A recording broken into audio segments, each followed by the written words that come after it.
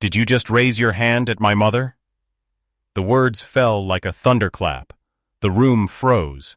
Even the air seemed to recoil. Vivian Carlyle, her diamond bracelet glinting beneath the chandelier, stood mid-motion, her mouth open, but no sound emerging. Her manicured fingers, once poised in dominance, now hovered in the air like evidence. Across from her, Margaret Langston, frail, trembling, tears streaking her cheeks, sat helpless in her armchair. The spilled tea spread across the marble floor, pooling at Naomi's feet. Naomi Brooks stood between them, chest rising and falling, her breath trembling. Her palms still tingled from what she'd just done. She had swatted Vivian's hand away from the old woman.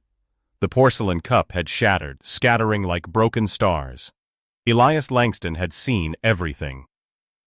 He stood in the doorway, still in his navy suit, tie loosened, the storm outside echoing the fury in his eyes, his blue gaze fixed on his fiancée, the woman he thought he knew. Vivian blinked, then straightened her spine. "Elias," she began, her tone sugary, trembling. This isn't what it looks like. Your mother, she—" "My mother?" His voice was low, like a blade dragged across stone. "The woman who gave me everything? The woman you just humiliated?" Naomi's throat tightened. She stepped back, clutching the hem of her apron, eyes darting between them. "Sir, please, it's my fault, I interrupted." Elias turned to her. "Miss Brooks, I saw it all. You don't have to protect anyone here." Vivian's eyes narrowed. "Protect? Elias, she struck me. She's the help, for God's sake." "Enough!" His voice cracked through the room, and Vivian flinched.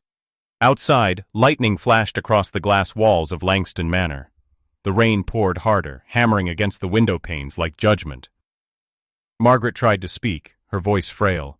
"Elias, please, don't make a scene. It's just a misunderstanding." But Elias wasn't listening anymore. His eyes were locked on Vivian's trembling lips, on the false tears she was trying to summon. Naomi's hands shook as she bent down to pick up the shards of porcelain. "I'm sorry, Mrs. Langston," she whispered. "I didn't mean for this to happen." Margaret reached out a trembling hand, touching Naomi's wrist gently. "You did right, child," she murmured, barely audible. That single sentence struck Vivian like a slap. Her face hardened. "Of course she did," she sneered. "You've grown rather fond of your maid, haven't you, Margaret? Maybe she should be the one to host your guests next time." Oh wait, she wouldn't fit in. Naomi froze. Elias's jaw tightened, veins flaring at his temple. "Vivian, not another word." Vivian's eyes filled with venom. "You're defending her? Her? Elias, this is absurd. She's just—" He stepped closer, his presence towering, his voice steady but deadly calm. "Finish that sentence." Vivian faltered. "She's beneath us." Silence. The rain outside grew louder. The grandfather clock ticked once, twice. Naomi felt the air leave her chest. For years she had learned to stay invisible, to keep her head down, to absorb cruelty quietly. But something inside her broke tonight. Something too deep to mend. She straightened slowly, meeting Vivian's icy blue stare with quiet defiance. Her voice was soft, trembling, but steady. "I may clean your floors, Miss Carlyle, but I would never dirty a soul like you just did." Elias's gaze flicked toward her, a mixture of shock and something else. Respect. Vivian gasped. "You insolent little—" Elias raised his hand. "Vivian, don't." Her lips quivered. "You're choosing her over me? I'm choosing decency over you." The words landed like a verdict. Margaret let out a fragile sob, covering her mouth. Naomi stood frozen, unsure whether she'd just saved her job or signed her own dismissal. Vivian's composure shattered. "You'll regret this, Elias. You have no idea what you're throwing away." He didn't flinch. "I already threw it away when I asked you to be part of this family." She grabbed her purse, fury radiating from every step as she stormed past Naomi, bumping her shoulder deliberately. The door slammed so hard the chandelier trembled, and then silence again. Only the storm and the sound of Margaret's shallow breathing filled the room. Elias stood still, the rage fading into something else, grief. I should have seen it, he whispered. Naomi knelt to wipe the spilled tea, unable to meet his eyes. I'll clean up, sir. He exhaled shakily. Leave it. Please. For a moment, the air softened. Margaret's frail hand reached for Naomi's. You were brave, child, she whispered again. Don't ever be ashamed of that. Naomi swallowed the lump in her throat. I only did what anyone would have done. Elias looked at her then, really looked at her. The quiet dignity, the trembling strength. Something inside him shifted. No, he said softly. Most people wouldn't. Naomi's eyes darted toward him, uncertain. Their gazes met, just for a second, before she lowered hers again, cheeks warm with fear, and something else she couldn't name. The thunder rolled again, shaking the glass. Elias walked toward the window, staring into the storm. His reflection looked back at him. The image of a man who built everything, yet lost sight of the only things that mattered. Behind him, Naomi silently gathered the broken porcelain pieces. Margaret, still pale, leaned back and closed her eyes, whispering a prayer of thanks. And in that flickering candlelight, the balance of Langston Manor quietly shifted. The night Vivienne Carlyle revealed her cruelty, and the maid no one noticed became the soul who would change everything. The next morning the sun rose over Langston Manor. As if nothing had happened, soft light spilling across marble floors, touching the silent corridors where last night's storm had left its scars. But the house felt different now, heavy, watching, waiting. Naomi Brooks stood at the edge of the garden, her apron still damp from washing the linens before dawn. Her hands moved out of habit, wringing, folding, pressing, though her mind was far away, replaying every second of last night's confrontation. She shouldn't have spoken. She shouldn't have dared. Vivienne Carlyle was not the type of woman who let things go. Naomi knew that much. She had seen women like her before, women who smiled for cameras, then cut people down when the lenses turned away. But she couldn't have stood by while Mrs. Langston was humiliated. No, even if it cost her everything, she wouldn't have changed a thing. From the balcony above, a shadow moved. Elias Langston, freshly shaven, coffee in hand, his gaze drawn unconsciously toward the garden below. He'd been awake since before dawn. He hadn't slept, replaying the image of Vivienne's twisted rage, his mother's tears, Naomi's trembling courage. He had always believed cruelty came from distance, from people too far removed from consequence. But last night, cruelty had been inches from his face, wearing a diamond ring he'd chosen himself.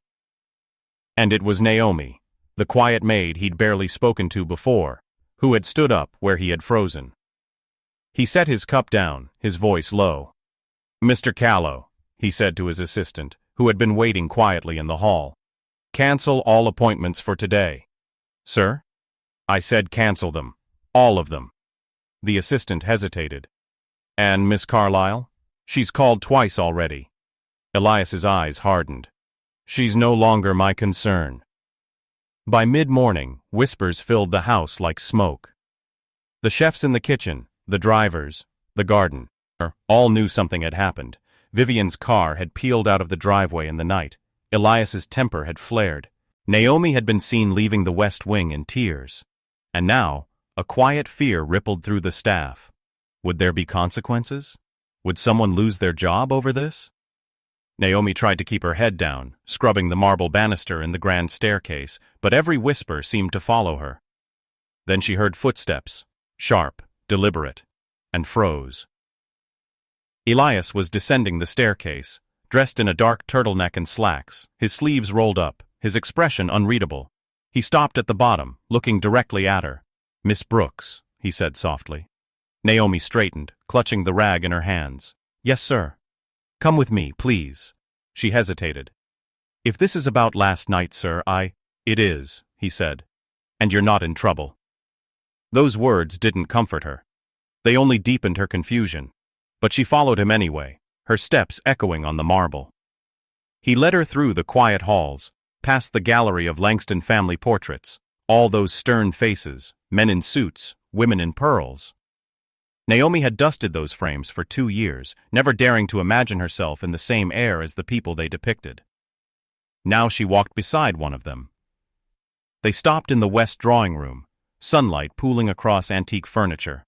Margaret sat there, wrapped in a blanket, a porcelain teacup steady in her fragile hands. Her eyes brightened at the sight of Naomi. "Ah, my brave girl," she said softly. Naomi blushed, lowering her gaze. "Ma'am, I shouldn't have interfered." "Hush," Margaret said, her voice tender.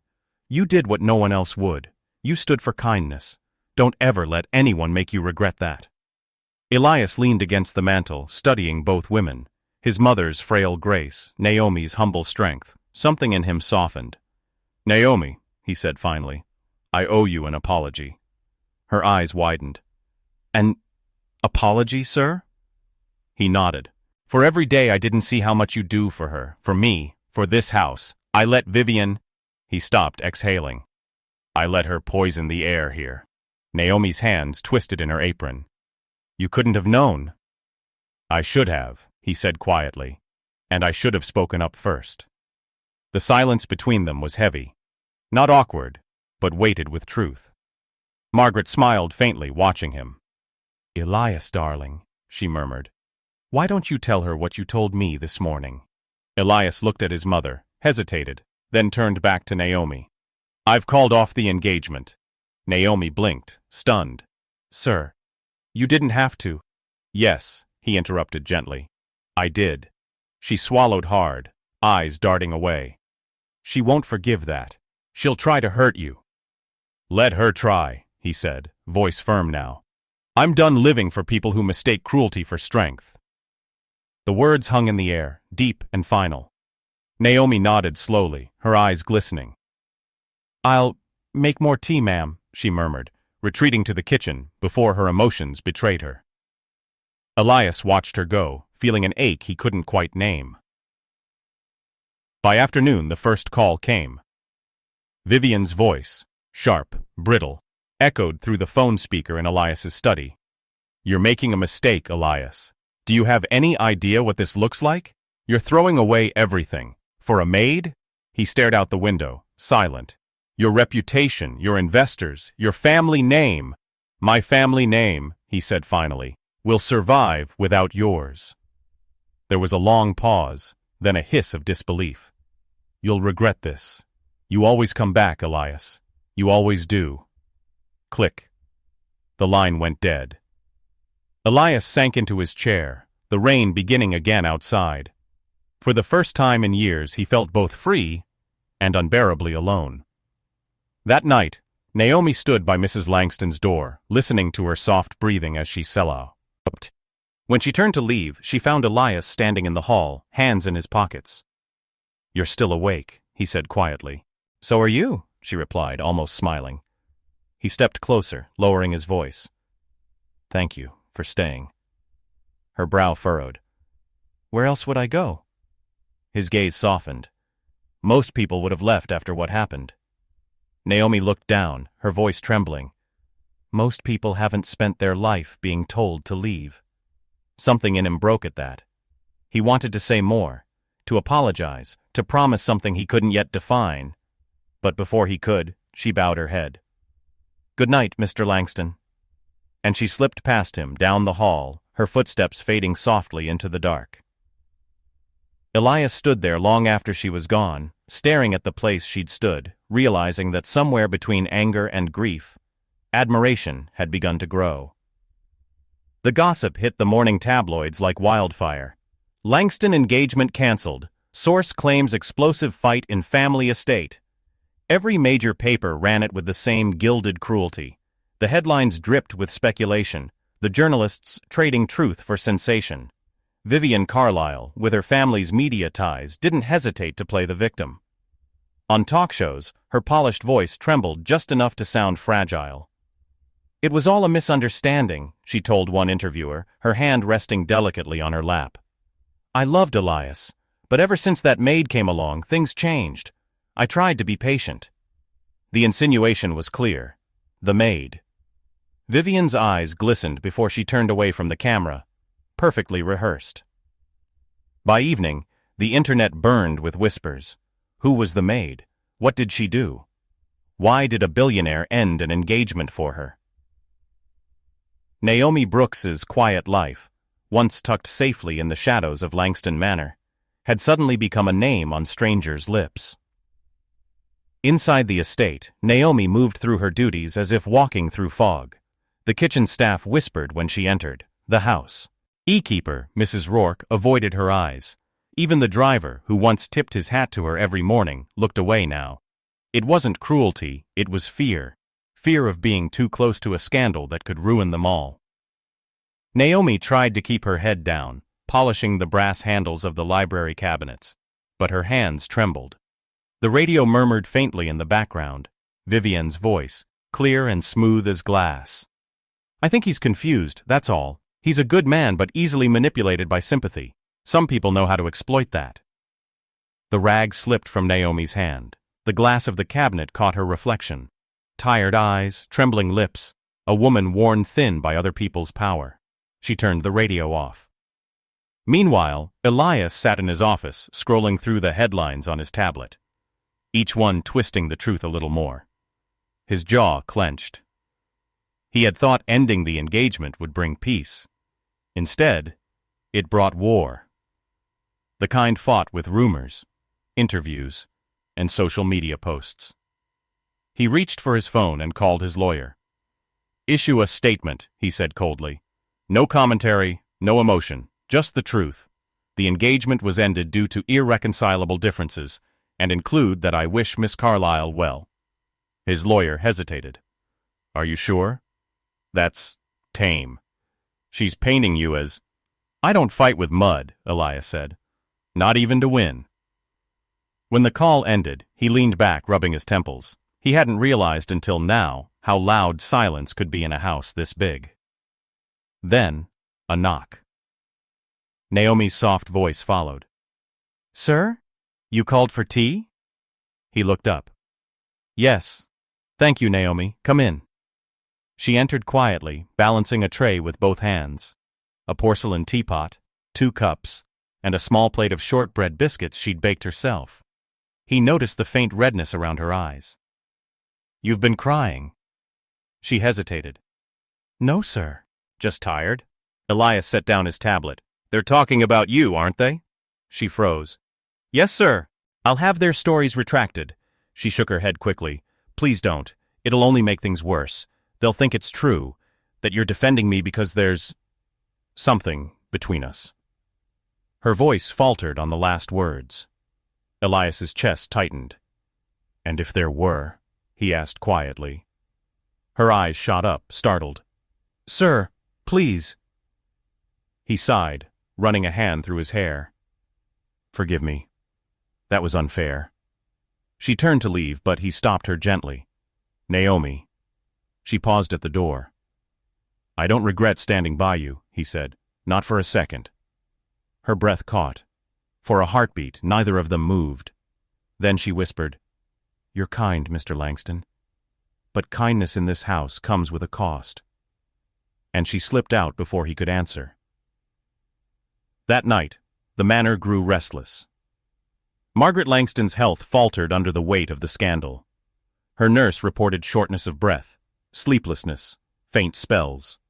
Naomi stayed by her bedside, whispering lullabies from her childhood, wiping sweat from the old woman's brow. "You shouldn't have to do this," Margaret murmured, voice weak. Naomi smiled faintly. "I've done harder things, ma'am." Margaret chuckled softly, then coughed. "He trusts you, you know." Naomi looked down. "I'm just staff." "No," Margaret said firmly, reaching for her hand. "You're the only one who treats this house like a home. You remind him of what his father once was, gentle but strong." Naomi's eyes glistened. "He's been kind. More than most." Margaret smiled faintly. "He'll need someone like you when the world turns cruel again." Before Naomi could reply, a distant sound shattered the fragile peace, the heavy knock of the front door echoing through the halls. Naomi turned her head. "At this hour?" Elias appeared moments later, his expression grim. "Vivian's here." Naomi's heart dropped. "What?" "She's in tears," Foyer, with reporters outside. Margaret stirred in her bed, alarmed. Don't let her in, Elias, not here. But it was too late. Vivian's voice was already rising down the hall. Elias, I deserve to speak with you. You can't hide from me forever. Naomi stepped back, instinctively positioning herself protectively near Margaret's bedside. Elias's voice grew firm. You have no right to be here, Vivian. Vivian's heels clicked sharply on the marble as she appeared in the doorway, immaculate, furious, every strand of hair perfectly in place. Oh, but I do, she hissed. I loved you, Elias. I defended you, and now the world thinks I'm some kind of monster because of her? Her gaze snapped toward Naomi. Enough, Elias said, stepping between them. Don't speak to her. But Vivian wasn't finished. Her voice cracked, desperation leaking through the anger. You threw away your future for a servant. You think people won't see what this is? She's manipulating you just like her kind always does. The slap that echoed wasn't from Naomi this time. It came from Elias. Not a violent strike, but a sharp, cold interruption, his voice shaking with fury. Get out! Vivian's eyes widened, disbelief etched into every line of her face. You hit me? I stopped you, he said through clenched teeth, before you said something unforgivable. She trembled, her facade breaking. You'll regret this, she whispered. When the world turns on you, don't come running back. Elias's reply was quiet but final. I'd rather stand alone than beside a heart that knows only cruelty. Vivian turned and fled, the slam of the front door echoing like the end of an era. Later, after the reporters had gone and the manor fell silent again, Elias sat by his mother's bedside. Naomi poured him tea, her hands steady despite her heart's racing. For the first time he looked at her not as a maid, not even as a savior, but as a person who had seen him at his worst and stayed anyway. He met her eyes. You were right, he murmured. Kindness has a cost, but I think I'm willing to pay it. Naomi's lips trembled with a smile she tried to hide. Then I'll make sure it's worth every penny, sir. And somewhere deep within the halls of Langston Manor, something tender and dangerous began to bloom. The next week unfurled like a slow-moving storm, not loud, not sudden, but heavy with the kind of tension that coils quietly before it breaks. Langston Manor stood on the edge of scandal, and every breath within its walls carried weight. Servants whispered when Naomi passed. Elias's phone rang endlessly with calls from investors and board members, wanting reassurance that his personal chaos wouldn't infect his empire. But what kept him awake at night wasn't the business fallout. It was the memory of Vivian's words echoing through the hall. Her kind always does. He couldn't shake it. He couldn't forgive it. And he couldn't forget the look on Naomi's face when she heard it. That morning, Elias found her in the library, her head bent over a stack of books she was dusting, sunlight spilling through the tall windows and glinting in her soft coils of hair. She didn't notice him at first. There was a grace to her movements, small, deliberate gestures that seemed to quiet the very air around her. Naomi, he said finally. She jumped slightly, turning toward him. Oh, sir, I'm sorry, I didn't hear you. You never have to apologize for existing in your own house, he said before he could stop himself. Her eyes darted to the floor. It's not my house, Mr. Langston. He stepped closer. It's not mine either, not lately. The faintest smile flickered on her lips, but she said nothing. He studied her for a moment. There was something about her calm that unsettled him. It wasn't submission, it was strength disguised as silence. I'm heading into the sea by today, he said. There's a meeting at the foundation. I'd like you to come with me. Her head snapped up. Sir? My mother wants to donate her late husband's art collection to the children's hospital. You've been managing her room, her records, her care. You know her wishes better than anyone. Naomi hesitated. I don't think it's proper. It's necessary, he interrupted softly. You'll be representing her. She froze, torn between fear and pride. Then, slowly, she nodded. If Mrs. Langston wishes it, I'll go. By afternoon, they were in the car together, the city skyline glimmering in the distance. Naomi sat stiffly in the back seat, her hands folded tightly in her lap. She had borrowed one of Mrs. Rourke's blouses, white and crisp, though a size too large, and paired it with her plain gray skirt. She felt out of place against the leather seats and the scent of cedar cologne that seemed to belong to Elias himself. He noticed her discomfort. "You're safe, Naomi," he said quietly. "I promise." She turned to him, her voice barely above a whisper. "I've learned not to trust promises from powerful men, sir." He didn't flinch at that. "Then trust actions. I'll prove it." Her eyes met his for just a heartbeat, long enough for him to see the tiredness there, the layers of hurt she kept folded beneath her gentleness. The charity event was held in a glass-walled atrium overlooking the city. Cameras flashed, murmurs rippled. Naomi had never seen a place so bright, or people so cold. Elias moved through the crowd with ease, his presence commanding, his posture straight. Naomi stayed a few steps behind, invisible, but observant. Then came the whispering. "Is that her? The maid? She's with him now?" Naomi felt the eyes before she heard the words. Heat rose to her cheeks, her pulse quickened. Vivian's narrative had spread further than she imagined. Very glance cut like glass, curious, judgmental, cruel. She started to back away, but Elias noticed instantly. He turned, his voice steady and clear. "Naomi." The room quieted.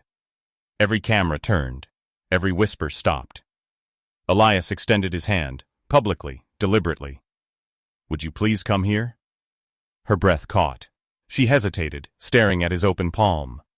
He nodded once, not a command, but an invitation. Slowly, Naomi stepped forward and took his hand. 1,000 flashbulbs went off at once. Elias's voice carried through the crowd. "This is Naomi Brooks," he said, his tone calm but edged with quiet defiance. "She's cared for my mother for 2 years. Her kindness has kept this family alive more than any investment or inheritance ever has." Murmurs rippled again, but differently this time. Not with mockery, but with unease. People shifted, uncertain of how to react. Elias continued. "Vivian Carlyle told a story. Let me correct it. There was no affair, no manipulation, just decency, the kind this world seems to forget." Naomi felt her eyes sting, her throat tightened. He turned to her then, speaking softly but loud enough for everyone to hear. "You stood up for my mother when I didn't. You reminded me that silence can be a sin, too. For that, Miss Brooks, I owe you more than I can ever repay." The applause that followed wasn't loud. It was slow, hesitant, but real. Naomi's eyes brimmed with tears she tried to hide. Elias squeezed her hand gently, grounding her. "Breathe," he murmured. "You're safe." When the event ended, the press swarmed, but Elias shielded her, guiding her back to the car. Inside, she exhaled shakily, her composure breaking at last. "Why did you do that?" she whispered. "You've ruined your reputation for me." He looked at her, his voice quiet and fierce. "Then maybe my reputation needed to be ruined." She stared at him, unable to speak. Her heart was pounding so loudly she could barely hear the hum of the city outside. He turned toward the window, his jaw tight. "The Wurto. Eld will talk, Naomi. Let them. I'm done pretending that dignity means silence." Naomi's breath trembled. "You don't know what they'll say about you." He looked back at her then, his gaze steady. "I don't care what they say about me. I care what you think of me." And for a moment, one dangerous, delicate moment, she couldn't look away. The city lights flickered across his face, and Naomi realized that this man, who had everything, was risking it all for something she didn't even believe she deserved. That night, back at Langston Manor, Margaret was waiting by the fire when they returned. Her frail smile widened as she saw their clasped hands before they quickly pulled apart. "Did the world behave itself today?" she asked, eyes twinkling. Elias chuckled softly. "Barely." Naomi knelt beside her chair, taking her hand. "It's late, ma'am. You should rest."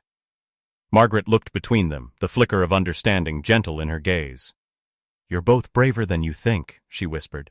"And braver than this house has seen in years." As Naomi helped her to bed, Elias lingered by the door, watching the two women who had redefined what family meant. For the first time in his life, he felt proud of something not written on paper or carved in stone. Something human, fragile, and alive. He looked out the window toward the ocean. The storm clouds were gone. Only calm water remained. But he knew. Peace never lasts long when truth begins to rise. The morning after the gala dawned too quiet. Naomi woke before sunrise, as she always did. She moved through the kitchen with practiced care, her bare feet barely making a sound on the cold marble. But something in the air felt shifted. The usual hum of the manor, the distant clinking of china, the shuffle of staff, was replaced by stillness, as if the house itself was holding its breath. Then came the sound, the unforgettable crunch of tires on gravel. Naomi peeked out through the kitchen window. A sleek black car, government-issued by the look of it, was pulling up to the front steps. Her heart sank. Trouble never drove quietly. By the time Elias descended the staircase, two men in dark suits were already waiting in the foyer. Their badges gleamed faintly under the chandelier. "Mr. Langston," the taller one said, his tone clipped but polite. "We're from the Securities and Exchange Commission. We'd like to ask a few questions regarding Langston Holdings' charitable accounts." Naomi froze where she stood by the door, clutching a dish towel. Elias's jaw tightened, but he remained calm. "Those accounts are managed by the foundation, not the corporation. You're welcome to speak to my legal team." The agent nodded. "We intend to, but first, we'd like to review the donations made in your mother's name, including yesterday's pledge." Naomi's pulse spiked. The pledge from the gala. The one Elias had made in public, in her presence. A setup, she realized. Someone wanted to turn an act of decency into a weapon. Hours passed. The agents combed through files, copied records, took statements. Elias's lawyer arrived, his phone buzzing constantly with updates. Naomi remained invisible, standing by to fetch tea or answer when addressed. But her thoughts raced. Every question they asked seemed pointed. Every file they pulled seemed too specific. Someone had tipped them off. When the agents finally left in the late afternoon, Elias leaned heavily against the table, exhaustion shadowing his face. Naomi approached carefully. "Sir?" He exhaled. "It's Vivian." Naomi's heart clenched. "She did this?" "She and her father," he said bitterly. "They've been trying to undercut my company's expansion deal with the Carlyle Group. Now they're using the foundation donations to make it look like I funneled charity money into private accounts." Naomi swallowed hard. "But that's not true." He looked at her, eyes dark. "It doesn't matter what's true. It matters what people believe." The weight of that truth settled heavily between them. That evening, as rain began to fall again over Langston Manor, Naomi went to check on Margaret. The old woman was awake, staring out the window at the rolling clouds. "They came for him, didn't they?" she asked softly. Naomi hesitated. "They asked questions, that's all." Margaret turned, her eyes weary but sharp. "Don't lie for my son, dear. He's carried too many lies already." Naomi lowered her gaze. "He's trying to fix things, to make it right." "I know," Margaret said, her voice trembling slightly. "And that's what frightens me. Men like Elias, when they start to feel, they start to fall." Naomi frowned. "He's not falling, he's protecting you," Margaret finished, a knowing sadness in her tone. "And that's the most dangerous thing a man of power can do." Later that night, Naomi found Elias in his study, surrounded by papers. The glow from the desk lamp carved deep lines of fatigue into his face. She stepped closer. "You should rest." He didn't look up. "Rest doesn't clear a name." She hesitated. "You're doing everything you can." "No," he said quietly. "I'm not. I let Vivian control the story. I let her define who you were, who I was. That ends now." He finally looked up at her. "Naomi, I need your help." "My help?" "I want you to tell your side of what happened at the dinner, on record. If the investigators think there was favoritism or misconduct, your statement might change that."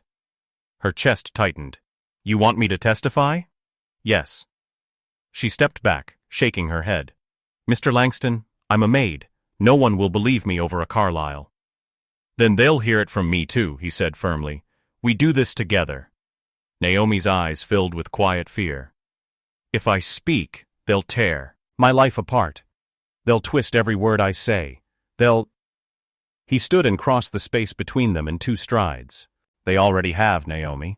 The only way to win is to stop running. She met his gaze, the storm in his eyes mirroring her own turmoil. After a long silence, she nodded slowly. All right, she whispered. I'll do it. Relief flickered across his face, mixed with something deeper, something that lingered too long in his eyes. Thank you, he said softly, for trusting me. Naomi turned to leave, her voice trembling as she spoke. Just promise me one thing, sir. What's that? When this is over, don't regret choosing the truth.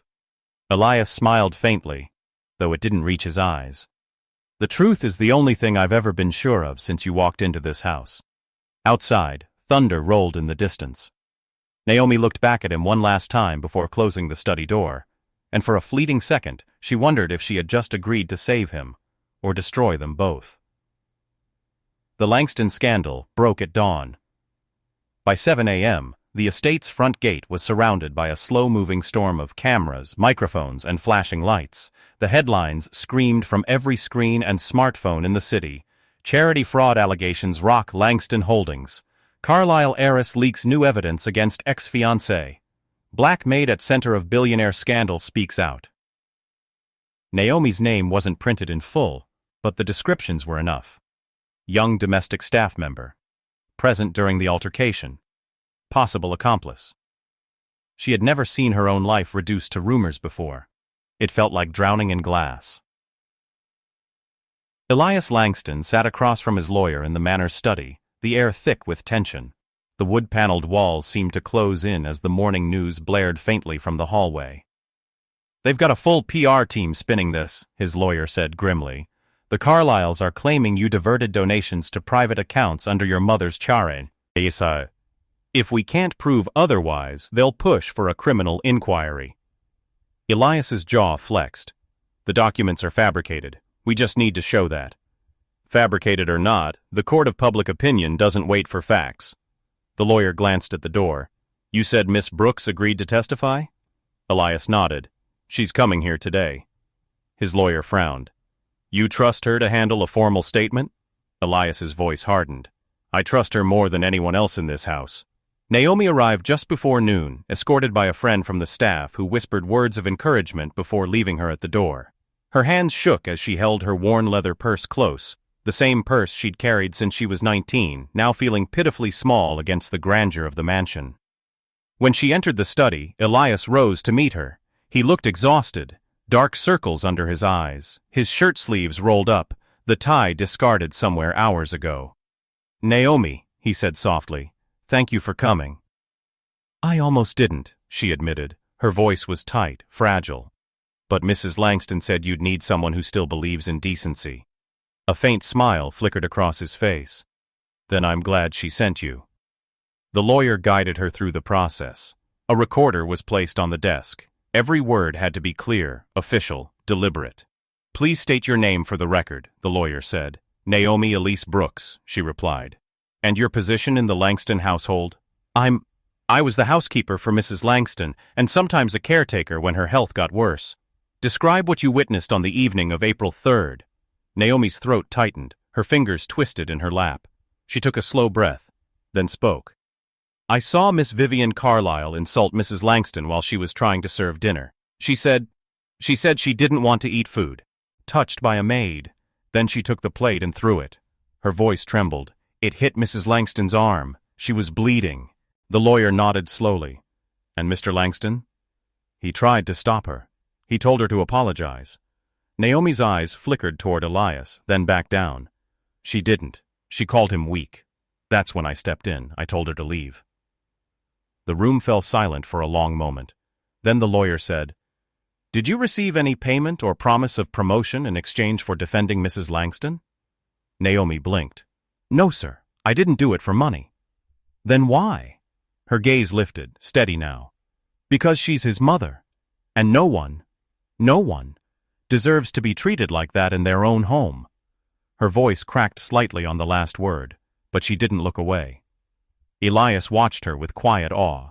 the same awe he'd felt that night at the dinner table when she first raised her voice against cruelty. The lawyer clicked off the recorder. "That will do," he said softly. "You spoke clearly and truthfully. I'll file this with the investigators today." Naomi stood, her knees trembling slightly. "Will it help?" Elias hesitated. "It might, or it might make you their next target."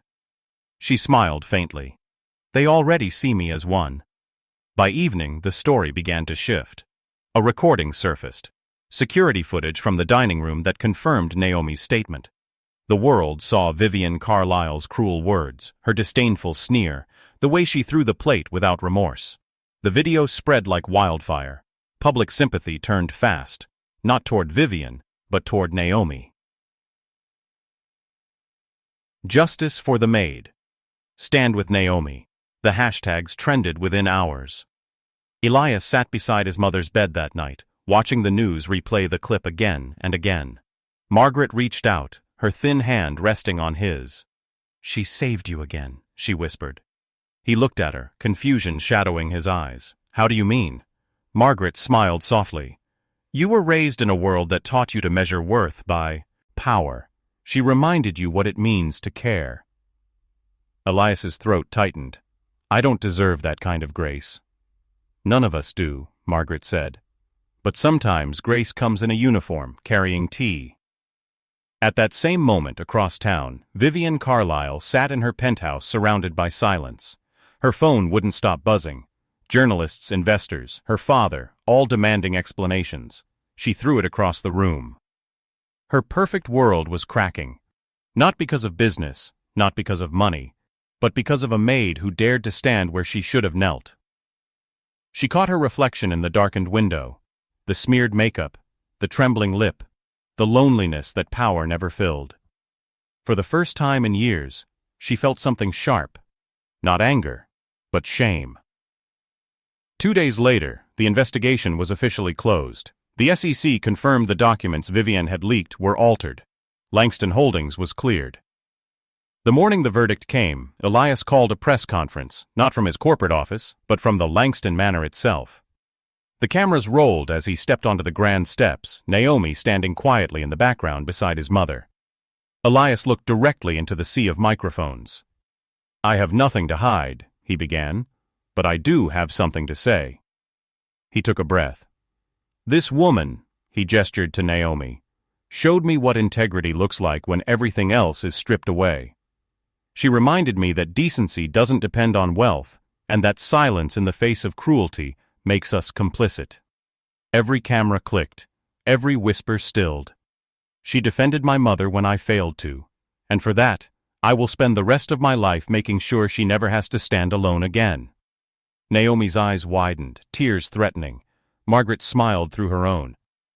Elias looked out over the crowd, his voice steady, unyielding. "The truth, always wins," he said softly. "Sometimes it just needs someone brave enough to speak it." The applause that followed wasn't loud. It was respectful. Real. And for the first time in years, Elias Langston felt clean. That night, the house was finally quiet again. Naomi walked through the hallways, still half in disbelief at how the world had turned. When she reached the study, Elias was there, the fire burning low, his expression gentle. "You're free now," he said. "You can leave if you want to. I'd understand." Naomi smiled faintly. "And if I want to stay?" He stepped closer, the light catching the faint bruise of sleeplessness under his eyes. "Then you stay," he murmured. "But not as staff." Naomi's breath hitched. "Then as what?" He smiled. A small, quiet smile. "As someone who finally taught me how to be human." The space between them felt impossibly fragile. Neither moved. Neither dared. Until Naomi whispered, "Then I guess I'll stay." Outside, the rain began again. Soft, forgiving, cleansing. 6 months later, autumn returned to Langston Manor. The air carried the scent of rain and pine, and the grand estate that had once been a cage of tension and secrets now pulsed with something gentler, laughter, quiet music, life. The front lawn, once trimmed for formality, now hosted small gatherings for the local children's charity, Margaret Langston's old roses, long neglected, had begun to bloom again, their petals opening toward the light like small, stubborn hearts. And at the center of it all, Naomi Brooks moved gracefully through the crowd, no longer in a maid's uniform, but a soft cream dress with a faint floral print. Her hair was tied in a loose bun, her smile easy, her posture no longer cautious. She had become the director of the Langston Foundation. When she spoke to the children or the volunteers, she still used the same gentle tone she once used with the house staff, kind, measured, patient. But there was something new in her voice now too, quiet authority. A strength that had been earned, not granted. Elias stood at the edge of the event, his hands in his pockets, watching her with a faint smile. He was different too. The furious young billionaire the world once feared had softened. His tailored suits had given way to open collars and rolled sleeves. He laughed more easily, spoke more humbly. The sharp edges had dulled into something that looked almost peaceful. Margaret sat nearby in her wheelchair, her shawl wrapped tightly, a satisfied glow in her eyes as she watched her son and Naomi circle the event, like two halves of a story that had finally found its ending. "Go on, Elias," she murmured when he approached her. "You've been staring at her for 10 minutes. He chuckled softly. "You noticed?" "I'm old, not blind," she teased. "You've spent your whole life fighting for power. It's about time you fight for peace." Elias knelt beside her chair, pressing a hand over hers. "You were right about her, you know." "Of course I was," she said with a wink. "You needed someone who could see the boy behind the empire." He smiled, his eyes softening as they drifted toward Naomi again. "She saved me in more ways than I can explain." Margaret's hand tightened over his. "Then don't explain, darling. Just tell her." As the event began to wind down, Naomi walked toward the lake at the edge of the property. The late afternoon sun rippled across the water, painting everything in gold. She closed her eyes for a moment, breathing in the quiet. For the first time in her life, she didn't feel invisible. "Naomi." She turned. Elias was behind her, his jacket draped over one arm, the wind teasing his hair. "You disappeared," he said softly. "Didn't even say goodbye to the guests." "I needed a minute," she said with a smile. "Crowds still make me nervous." He stepped closer, his voice low. "Funny, you once faced down Vivian Carlyle in front of 50 people. "That was different," Naomi murmured. "That wasn't courage, that was survival." Elias tilted his head, studying her. "I think it was both." For a moment the only sound was the soft rustle of leaves and the distant laughter from the lawn. "You know," he said, "when this all began, I thought I was saving you. From Vivian, from the house, from everything." Naomi's eyes glimmered. "And now?" He smiled faintly. "Now I know you were saving me." She looked at him, really looked, and saw the truth of it in the way his shoulders no longer carried the world, in the way his voice no longer needed to prove itself. He reached into his jacket pocket and pulled out a small velvet box. Naomi froze. "Elias." He opened it, revealing a simple silver locket. Not a ring, not a symbol of possession, but of remembrance. Inside was a photo. Margaret, younger and radiant, holding a toddler with Elias's same blue eyes. "She wanted you to have this," he said softly. "She said you reminded her of what love looked like before the world got complicated." Naomi took it gently, her fingers trembling. "How is she today?" He smiled. "Tired, but happy. She says the house finally feels alive again."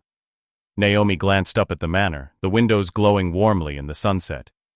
"Maybe it's because the ghosts are finally gone."